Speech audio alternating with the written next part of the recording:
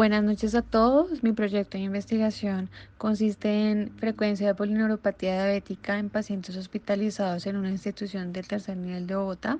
Yo soy María Alejandra Fuentes, estudiante de la especialidad de epidemiología, y mi docente es el doctor Paola Antonio Camacho López. Para comenzar, tenemos que recordar que la diabetes mellitus, una de sus principales complicaciones es la polineuropatía periférica, que genera principalmente una disfunción de los nervios periféricos en casi el 50% de los pacientes, generando casi amputaciones no traumáticas en la mayoría de esos.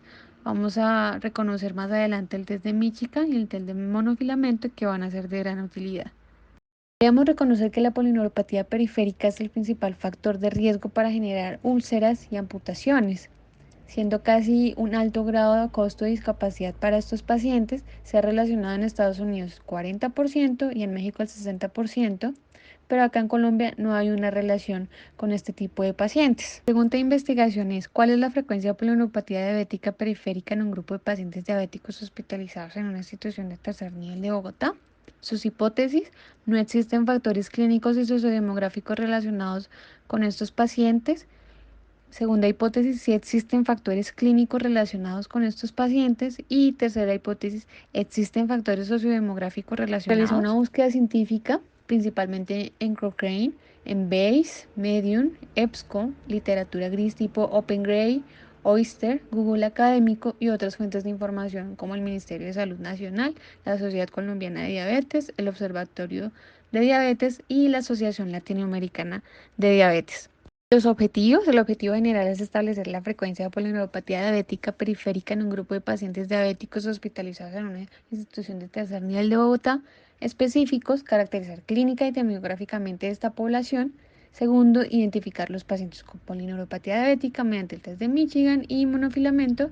Y tercero, describir los hallazgos de las pruebas de neuroconducción. En el marco teórico, según la OMS, la diabetes sería la séptima causa de mortalidad catalogada en el 2030. A nivel de su fisiopatología, se asocia con daño oxidativo, osmótico, factores inflamatorios, autoinmune y vascular, aumento oxidativo de NADP, hiperosmolaridad, edema y mediadores como TGF1. Pacientes con diabetes se les va a realizar el test de monofilamento. Si este test sale normal, se envía para tamización a este paciente anual. Si sale normal, se tiene que realizar probablemente test de neuroconducción. Si sale normal, probablemente tenga las fibras pequeñas afectadas, o anormal, toca realizar un enfoque y descartar algunas otras causas. Llama la atención a nivel de la literatura científica que el Ministerio Nacional de Diabetes reportó que hay una prevalencia del 7% de pacientes diabéticos tipo 1 y tipo 2 en Colombia, y a nivel de la ADA 40% en pacientes diabéticos en Estados Unidos. Esto llama la atención para realmente conocer la polineuropatía diabética, cuál es la relación con los pacientes diabéticos en el siguiente estudio. ¿Qué tipo de estudio es? Es descriptivo de corte transversal. Población: se va a utilizar la población pacientes diabéticos hospitalizados en un periodo aproximadamente de 3 meses. Variables: aproximadamente 23 explicativas, que se van a explicar más adelante. Recolección de datos a través de un instrumento, uso de test de monofilamento, neuroconducción y Michigan. Y plan de análisis: una agrupación de variables, tablas de frecuencia y medidas de dispersión. ¿Qué población se va a utilizar? Pacientes mayores de 18 años que ingresen al servicio de medicina interna del Hospital de la Samaritana en Bogotá, especialmente que tengan diabetes mellitus tipo 1 y 2 desde el mes de abril a agosto. Acá se explica un poco el cálculo del muestreo con su respectiva fórmula.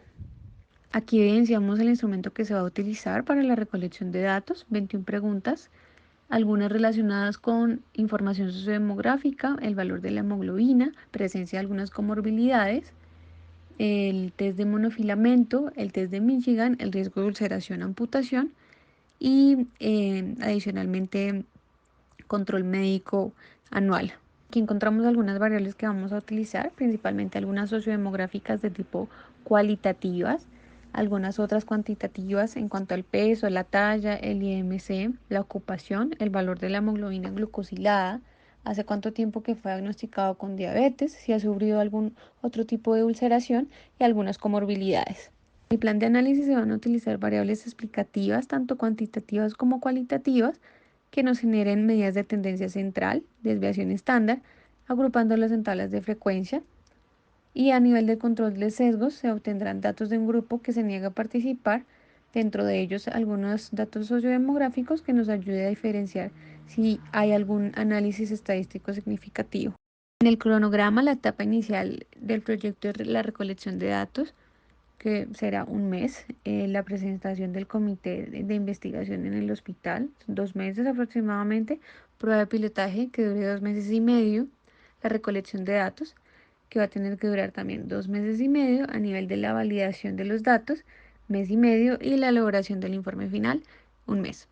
Este es el presupuesto que se tiene estandarizado, que lo va a financiar parte de los investigadores y del Departamento Solidario del Hospital de Samaritana, principalmente a nivel de personal, de los equipos, software, los materiales, las publicaciones, la salida del campo, los servicios técnicos y los viajes como tal. En los resultados esperados no se plantea publicar esto en una revista, pero sí presentarlo en un congreso de medicina interna. A nivel de la capacidad científica, se plantea relacionar la polineuropatía diabética con un problema de salud pública, que se pueda generar un protocolo de diagnóstico y que se genere conciencia en los pacientes diabéticos sobre los cuidados pedagógicos. A nivel de las consideraciones éticas, este protocolo implica un riesgo mínimo porque solo se interrogará a los pacientes, se les realizará un examen físico, clínico básico y una anamnesis utilizando el test de Michigan y monofilamento que se describió anteriormente, y pues no generará ningún tipo de procedimiento invasivo terapéutico ni diagnóstico. Y acá finalmente podemos ver algunas de las referencias, casi aproximadamente 30, que describí anteriormente cómo fue la búsqueda. Muchísimas